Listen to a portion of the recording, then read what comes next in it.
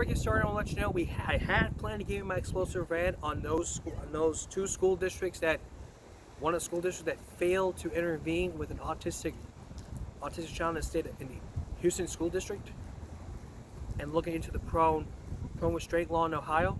We'll get that to you tomorrow or Friday, because a lot of things dictate my schedule here. Because I just started, because days ago I started this new channel, so I had to keep you guys up to date here. So this is an updated channel. Give me a break, where it's the same thing like in 5 years, where we post stuff where all my old stuff's being posted on here. So what you could see is old episodes on this channel. It's all going to depend on if I have time. But there's no time for COVID. Where in the state of Texas, it's 6.64 million plus 1942 new cases. Deaths, 86,980 plus 45. New Oasis County, 92,542 plus 42 new cases. Over 1480 plus 6. That's makes it over 1,400 cases. 2.2% positive, and the positive rates are going up. And 17K people have been hospitalized. 71.8% have been had at least one dose for 20 million fully vaccinated, or 60.6% with 17.5 million. Schools since last week, they have been 0, and today 0. So what we're seeing here is one case each, but a lot of zeros, which means the school district is doing a very good job handling the situation. But it probably won't help when new variants are coming. We have to fight these things. We got to keep fighting. We'll be better. We'll be stronger. We'll do whatever it takes to help out these people, to help fight this thing. And many times doing these cases for 2 years, I don't know what to believe. I mean,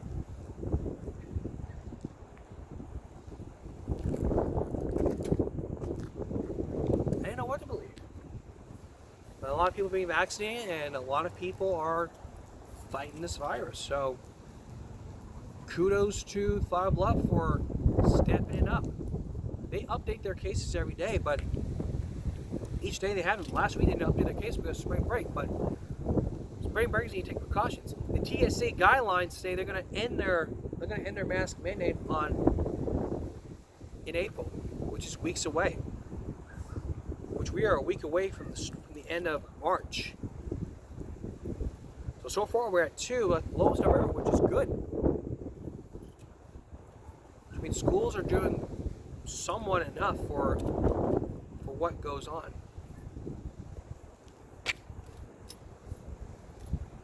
But it's not going to help much with what's going on here. So, as you guys know, the FDA, Moderna, who made the Pfizer vaccine, is now asking the FDA if they can do the 4th booster shot. This needs to have tests. It needs to have a lot of things, but ultimately, when you look at stuff like this, it's like looking at the 4th vaccine. Like, what's the 4th vaccine going to do? I mean, we have to test it on animals first. They test it on mice and look at the side effects. After the 2nd dose, you already have a side effect. I mean, I went through 2 vaccines. I went through 2 doses of the COVID vaccine, Pfizer, and after the 2nd dose, I felt some side effects. But I'm still doing A-okay here. And incidentally, I hope you will too.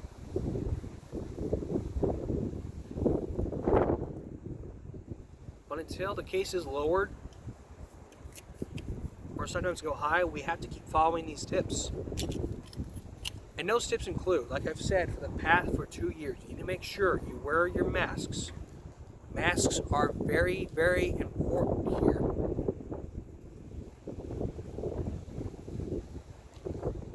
And some people actually wear them the wrong way. I'm going to show you the right way to do it, inside out. So if it's yours, it's yours. Put it on like this. Put it on like this. know, like this. Get those surgical masks and those N95 masks. Those help out a lot. Social distance, 6 feet. Actually, on a Flashback Friday of Give Me a Break, we're going to look into that principal who almost 2 years ago created a viral video of MC Hammer's "Can't Touch This" to help him understand COVID. That's on Flashback Friday. Social distance, hand washing, it's very important. Sanitize your hands. A lot of schools have hand sanitizers. Respect the markings. Disinfect your area a lot.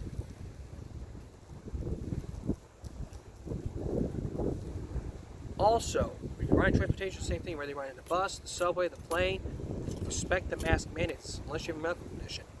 Also, if you're in a student, there's no masks. If you get COVID, you get the vaccine. If you're have weak immune system, you get the third booster shot. If you have a medical condition, let them know you can't wear a mask beforehand because it's a violation of the ADA.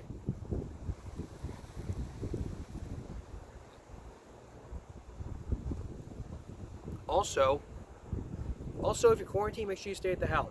Make sure you stay at your house. Do not go anywhere. Don't hang out with friends. Get them exposed. Stay where you are unless you have to go get the mail or take out the trash. The only time you can do it. I understand we have to be safe here.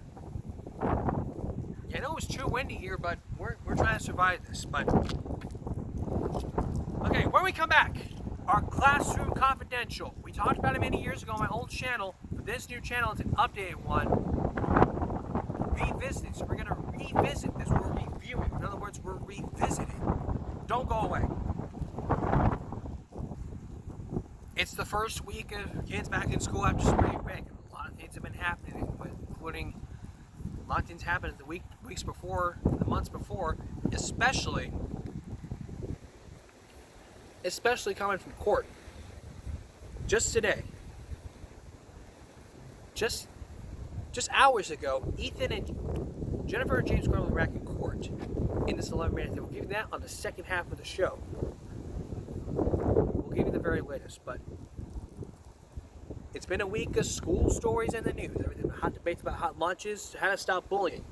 Kids are settling back in school after spring break, except to Oxford, where Jennifer or cases where they're back in court, and there could be some new evidence happening. Again, we'll give you that on the second half of the show. What's not changing are these teacher-student sex scandals. Sometimes you make it plural, sometimes it's just one. Jennifer Caswell, one student. Deborah LaFay, one. Brittany Columns, she was married. It was one teacher with 5 students. Vault gave Truth or Dare and the spaghetti dinner. Now, back in 2012, almost 10 years ago, Deborah Roberts spoke with her in this exclusive interview in 2020. You want to see that story? I'll put the link in the description. But she described what happened in that case. Like explicit text messages. The students were testifying, like saying what happened to the clothes. They came off. All the clothes came off. But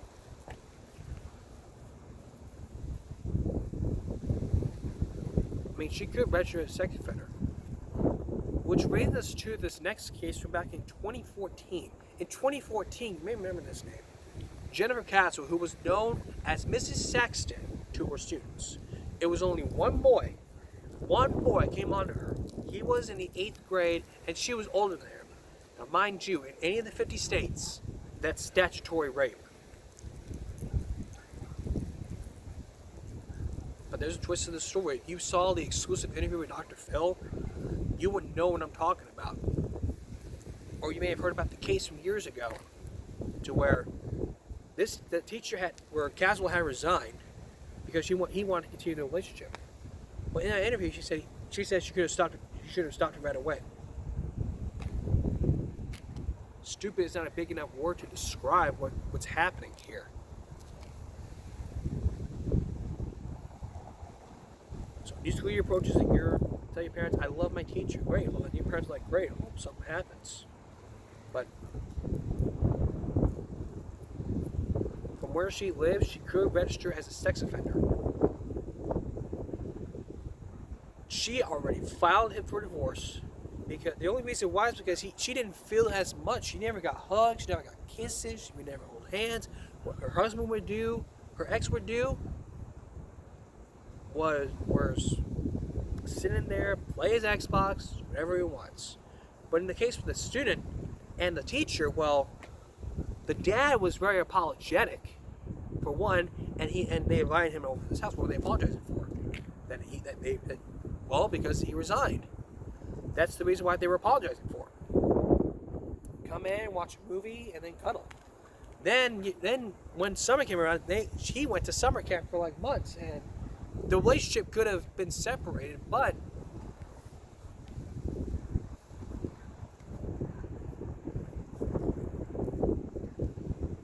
here's the key here. The key here. This is the key here. The key point here is that she drove to go see him like a lot of miles, like over 10 miles.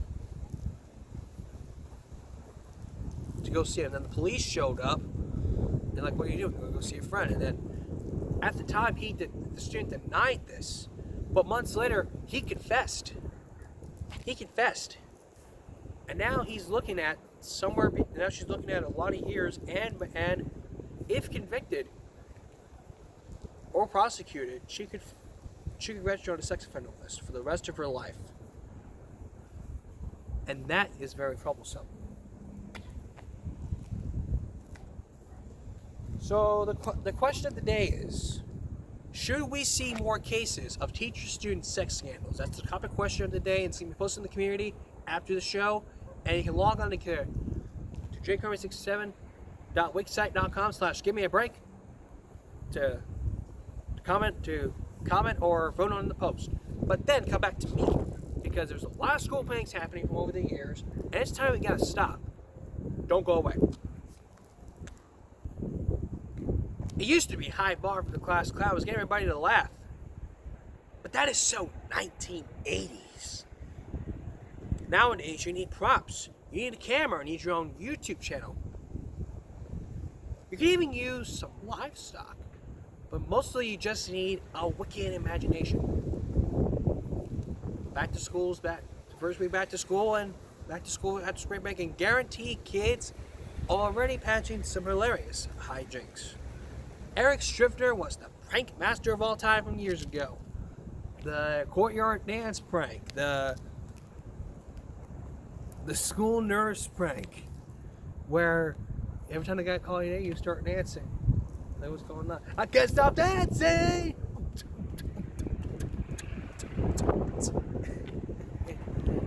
And that earned him a day's suspension. And the principal caught his eye when he started to do his first couple of pranks. He could be the first. He's gonna be the next Bart Simpson for all I care. And even if it's out of country, to where these two boys like played a prank on their teacher, pretending that Daniel was dead. So he's laying on the ground.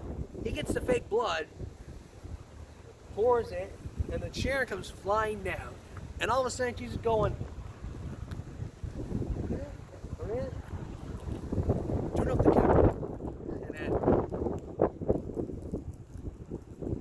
And even another one, tricking kids into thinking it was chocolate covered almonds, but actually it was moose poop.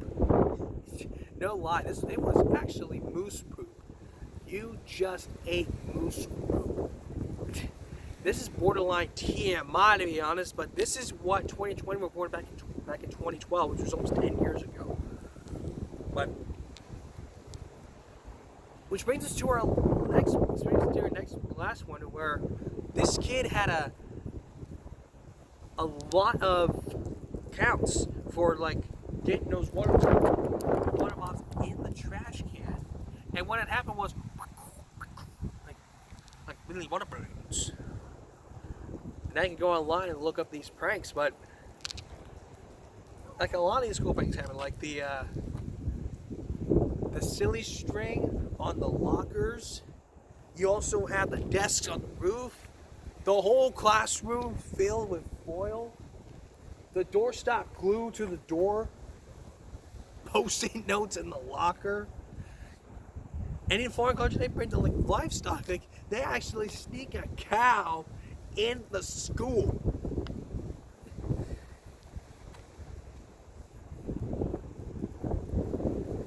I actually looked up some of these pranks, and possibly the good old desk on the roof.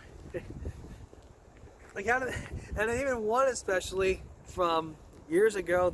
If you ever seen Full House, you would have known about the prank. The car on top of the roof. You take the principal's car and you put it on top of the roof up there. Cut it out.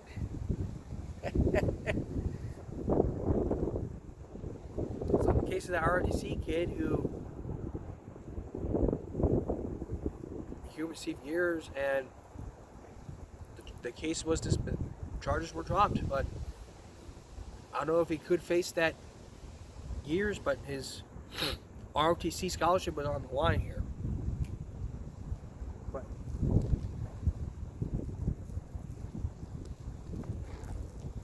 the lesson here is this: do your homework, stay in school, do your homework, but don't ever prank your teachers, your principals, your administrators. Don't ever do that. That's just unacceptable behavior. Just very unacceptable. All right. Next.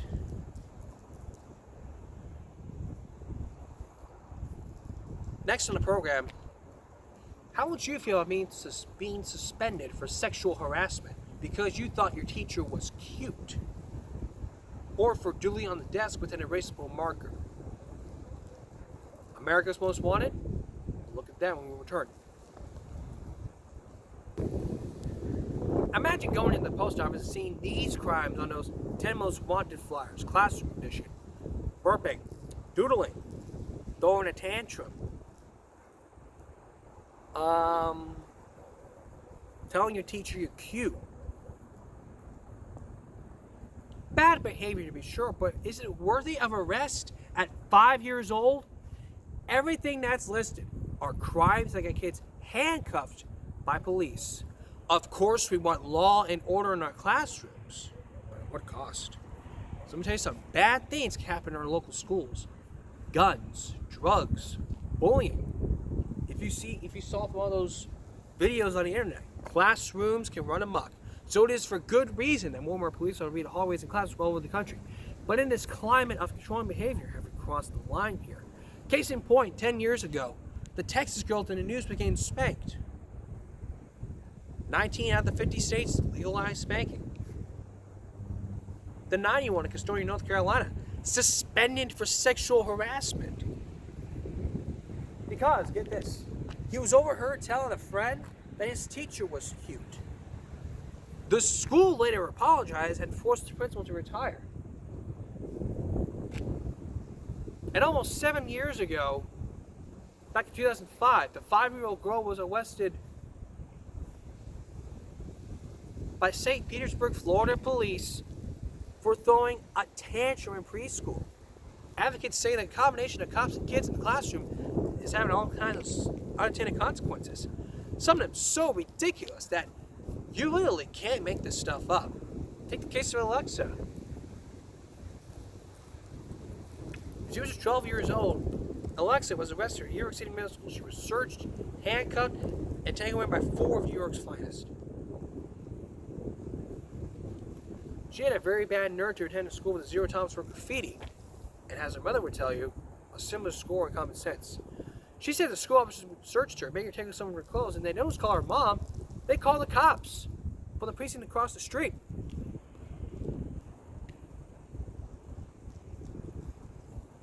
She remembers her crime.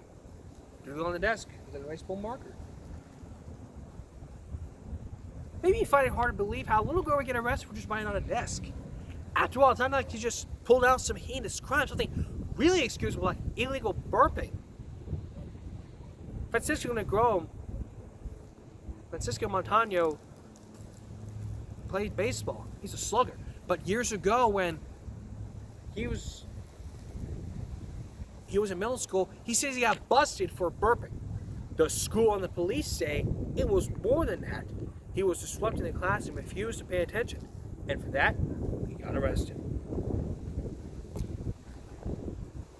So he was obstructing the educational process, and he got sent to the detention center. And then the detention center called his mom, Annette Montano. But Francisco was never prosecuted. He sued the school and the police. But the Albuquerque police say they only make arrests if the disruption is so bad the teacher can't teach and students can't learn. Sorry about that. America's Most Wanted? They're not, says civil rights advocate Judith Brown Yannis. It's extreme, like she says this, he's extreme discipline. We've gone over the top, said teaching kids, we're hauling them off in handcuffs. You don't need school resource officers, according to Francisco Negron with the National School Board Association. Let me tell you something. We know there are some bad things going on in our schools, like there's gang activity, heavy drug activity, bullying in the extreme where the violence is real. You have to make sure those kids get pulled out. That's all we're talking about. Everybody wants safety and discipline. We want those things. But we don't need to see our kids being put into the juvenile corrections facility for very minor behavior that could be handled by a parent. But back in 2012, an educational department survey, civil rights survey, that time said nearly 100,000 kids arrested in schools. As for Alexa, fought back and sued the city. Her mother says it's not about the money. While admitting no wrongdoing, the city paid Alexa a six-figure sum. But her attorney says the school's one behind Alexa. For the rest of her life, she has to say, yes, I was arrested, even on a job application. But there's more school discipline happening. We were returning some of my favorite discipline incidences from Lamar Wilson. So throughout this half hour, we were focusing on Classroom Confidential. Now, I covered this on my channel years ago, on my old channel, The American Player, but this is going to be on the new channel, where we focus on a lot of more things. But discipline is the biggest problem. So let's take a look at a few of my favorites. The first one was a creative haircut. So this 12-year-old in San Antonio, Texas, had a Matt Bonner drawn on the back of his head. I mean, if you look at it, it's a pretty creative haircut. But he was given an in-school suspension for violating the school's dress code. And he had to shave his head bald to come back to school. It's cold. But after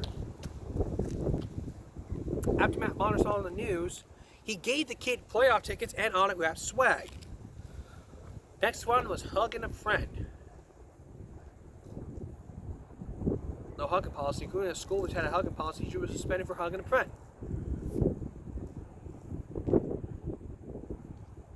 Okay, kids can't go to school because of bullying. Now we have some hugs. Next, T-bowling.